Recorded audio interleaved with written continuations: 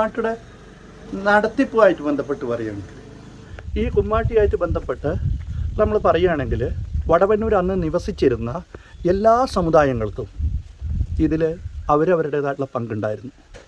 അതുപോലെ തന്നെ ഈ കുമ്മാട്ടി നടത്തിക്കുന്ന സമുദായത്തിലെ ബാല്യ യൗവന കൗമാര വയോധികങ്ങളായ സ്ത്രീകൾ, അതുപോലെ തന്നെ ബാലികമാർ, ഇവർക്കെല്ലാവർക്കും അവരവരുടേതായിട്ടുള്ള റോളുകൾ ഇതിൽ ഉണ്ടായിരുന്നു.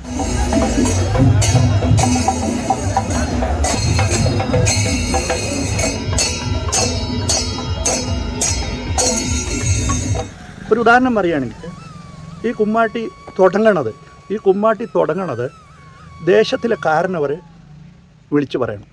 കുമ്മാട്ടി തുടങ്ങണതിൻ്റെ ആദ്യം തുടങ്ങുന്നത് കതിരുത്സവമാണ്. മകരമാസത്തിലാണ് കതിരുത്സവം തുടങ്ങുന്നത്. ഇതൊരു കാർഷിക ഉത്സവമാണ്. ഇതിൻ്റെ ഉദ്ദേശം എന്താ പറഞ്ഞാൽ, ഞാൻ നേരത്തെ പറഞ്ഞ മാതിരി കൃഷിയായിട്ട് ബന്ധപ്പെട്ടിട്ടാണ് ഇതൊക്കെ നടക്കണത് പറഞ്ഞല്ലോ. അപ്പോൾ ഈ കാർഷിക അഭിവൃദ്ധി ഉണ്ടാവണമല്ലോ, നല്ല വിളകൾ കിട്ടണം, ഇത് കിട്ടണം. അപ്പോൾ ഇതൊക്കെ കാലാവസ്ഥയിലും മറ്റും അധിഷ്ഠിതമാണ്. ഇവർക്ക് ആകെ ആശ്രയിക്കാവുന്നത് ദൈവങ്ങളെ മാത്രമേ ഉള്ളൂ, ഈശ്വരന്മാരെ മാത്രമേ ഉള്ളൂ. അപ്പോൾ ഈശ്വര സംതൃപ്തിക്കായിട്ട് ഇവരെന്ത് ചെയ്യും പറഞ്ഞാൽ, ഈ കതിര് പറഞ്ഞിട്ട് ഒരു കൂടുണ്ടാക്കും പറഞ്ഞാൽ ആദ്യം കുറച്ച് നെന്മണി എടുത്തിട്ട് വൈക്കോലിട്ട് അതിൽ നെന്മണിയിട്ട് അതിനെ ഓല കൊണ്ട് ചുറ്റി ഒരു കൂടുമാരിയാക്കും. അങ്ങനെ അതിൻ്റെ പുറത്ത് ഈ കതിരിനെ ഒരു ഓർണമെൻ്റലൈസ് ചെയ്തിട്ട് തൂക്കും. ഇതാണ് ഒരു കതിർക്കൂട പറയുന്നത്. അങ്ങനെ 5, 6, 10, 15 കതിർക്കൂടുകൾ ഒരു മുളവടിയിൽ കോർത്തിട്ട് 2 പേര് ചുമന്നുകൊണ്ട് വരും. ഇതിനാണ് തണ്ട് എന്ന് പറയുക. തണ്ടും കതിരും ഇതിനാണ് തണ്ട് എന്ന് പറയുക. അപ്പം ഇങ്ങനെ ഓരോ കളത്തിലും ഇങ്ങനെ ഓരോ ടീമായിട്ട് അവരുണ്ടാക്കും. അതുപോലെ തന്നെ അതിൽ പ്രമാണിമാരായ കളത്തിൽ ചരപടകം പറഞ്ഞിട്ടുള്ളൊരു സാധനം കൊണ്ടുവരും. ചരപടകം എന്നുകൊണ്ട് ഉദ്ദേശിക്കുന്നത് സഞ്ചരിക്കുന്ന പടകം പറഞ്ഞാൽ സഞ്ചരിക്കുന്ന കൂടാരെന്നാണ് അതിൻ്റെ അർത്ഥം. അപ്പോൾ ഈ ചരപടകത്തിനുള്ളിൽ ദേവി പ്രതിഷ്ഠയാണ്.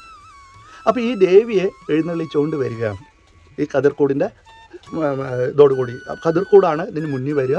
അവരുടെ പുറകിലായിട്ട് ദേവിയെ ഇങ്ങനെ കൊണ്ടുവരും. ഇതാണ് കതിരുത്സവം, ഒരു കാർഷികോത്സവം. എന്നിട്ട് ഈ കതിർക്കൂട് ഒരു പ്രത്യേക സ്ഥലത്ത് കൊണ്ടുവന്ന് ഈ കതിരിനെ ചൊരിയും, മുകളിലേക്ക് ഇങ്ങോട്ട് വർഷിക്കും. അപ്പോൾ ഈ പൂ വർഷിക്കണ മാതിരി കതിര് കൊഴിഞ്ഞു. ഇത് മകരമാസത്തിലാണ്. അപ്പോൾ ഇത് നടത്തണത് വെള്ളിയാഴ്ചയാണ് നടക്കുക. അപ്പോൾ ബുധനാഴ്ച, അതിന് തൊട്ട് 2 ദിവസം മുമ്പുള്ള ബുധനാഴ്ച ദേശക്കാരനൊരു ദേശം വിളിച്ചു കൂട്ടും.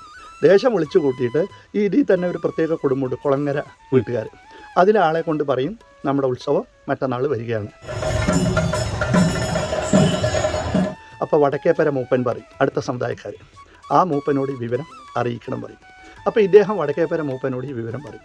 വടക്കേപ്പര മൂപ്പൻ അപ്പം തന്നെ അലക്ക് സമുദായം ഉണ്ടല്ലോ, ആ തൊഴിൽ ചെയ്യുന്ന സമുദായം, അവരൊക്കെ ഇവിടെ പ്രസൻ്റാണ്. അവരുടെ അടുത്ത് അപ്പം തന്നെ പറയും, ഇന്നമാതിരി മറ്റന്നാൾ കതിരാണ്, അതിന് കണ്യാർ വേണം. കണ്യാർ പറഞ്ഞാൽ വിളംബരാണ്, ഉത്സവ വിളംബരാണ്. ആ സമുദായത്തിനോട് നിങ്ങൾ പോയി പറയണം പറയും. ഇതറിഞ്ഞ പാടെ ഈ സമുദായക്കാർ നേരെ അവരുടെ താമസ സ്ഥലത്ത് പോയിട്ട് മറ്റന്നാൾ കതിരാണ്, അതിൻ്റെ വിളംബരം നിങ്ങൾ നടത്തണം പറയും. അപ്പോൾ അത് കണ്യാറായിട്ട് അറിയിലെ 3 സ്ഥലത്താണത് വരിക. ഒന്ന് വടക്കുമുറിയിൽ, ഒന്ന് തെക്കുമുറിയിൽ, ഒന്ന് പനമ്പറ്റ നായരുടെ വീട്ടിൻ്റെ മുമ്പ്. പനമ്പറ്റ നായരുടെ പ്രസക്തി എന്താണെന്നുള്ളത് നമുക്ക് പിന്നീട് അടുത്ത ഭാഗത്തിൽ പറയാം. ഈ 3 സ്ഥലത്ത് വന്ന് വിളംബരം ചെയ്താൽ പിറ്റേ ദിവസം വെള്ളിയാഴ്ചയാണ് കതിര് ഉണ്ടാവുക. കതിര് കൂടെ കൊണ്ടുവന്ന് അതിവിടെ അർപ്പിച്ച ശേഷം ഈ വിഭാഗത്തിൽപ്പെട്ട ആളുകൾ 2 വിഭാഗമുണ്ട്. ഒരു വിഭാഗം നേരെ തറയുടെ ഉള്ളിൽ കൂടെ വരികയും മറ്റൊരു വിഭാഗം കതിർക്കൂടെ അവിടെ സമർപ്പിച്ച് അവർ പിരിഞ്ഞു പോവുകയും ചെയ്യും. ഒരു വിഭാഗം പറഞ്ഞവർ മണ്ണത്തുകൂടെ വന്ന് അവിടെ അവസാനിച്ച് കളിമരുതൂര വീട് പറഞ്ഞിട്ടൊരു വീടുണ്ട്, അവിടെ വന്നിട്ട് കണ്യാർ കളിക്കുള്ള പ്രാരംഭം കുറിക്കും. അതോടൊപ്പം തന്നെ ഈ കാരനവർ ഒരു ഓല വായിക്കും.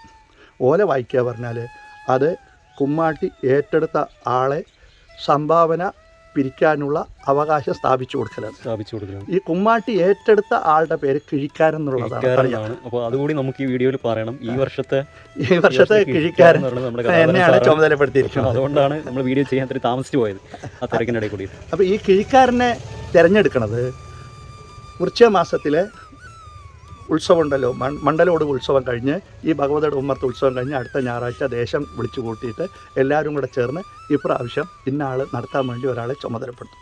അങ്ങനെ ചുമതലപ്പെടുത്തപ്പെട്ട ആളാണ് ഞാൻ.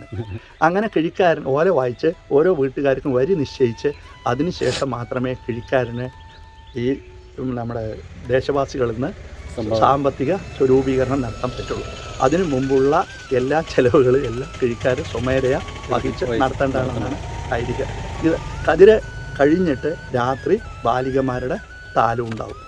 കല്ലടി മറ്റേ രാത്രി കല്ലടി എന്നുള്ള സ്ഥലത്ത് നിന്ന് തുടങ്ങിയിട്ട് കതിര് ചൊരിഞ്ഞ സ്ഥലം വരെ രാത്രി താലം ഉണ്ടാവും. താലത്തോടു കൂടി മഴൂർ ഭഗവതിയെ എഴുന്നള്ളിച്ചു പോകും.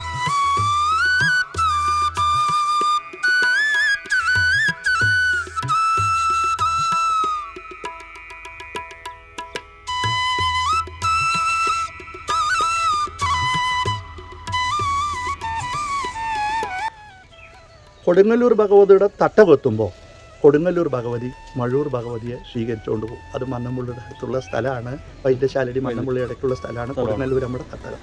അവർ സ്വീകരിച്ച് കതിർപ്പറമ്പിലേക്ക് കൊണ്ടുപോയി അതിനുശേഷം അവിടെ ഈ നേരത്തെ പറഞ്ഞ തോറ്റമ്പാട്ട് സമുദായക്കാർ തോറ്റമ്പാട്ട് പാടി ഭൂതപ്രേത പിശാചുക്കൾക്കൊക്കെ അവർക്കുള്ള എന്താ പറയുക നിവേദ്യങ്ങളും ഇതൊക്കെ സമർപ്പിച്ച് എല്ലാ സമർപ്പണവും നടത്തിയിട്ടാണ് ഇതിൻ്റെ സമാരംഭം. ഇതോടുകൂടി കതിർ ഉത്സവം അവസാനിക്കും. ആണ് കതിരായിട്ട് ബന്ധപ്പെട്ടത്. പിന്നെ അത് കഴിഞ്ഞ് മകരം കഴിഞ്ഞ് കുംഭമാസമായി. കുംഭമാസത്തിലാണ് പിന്നെ കുമ്മാട്ടി തുടങ്ങുന്നത്.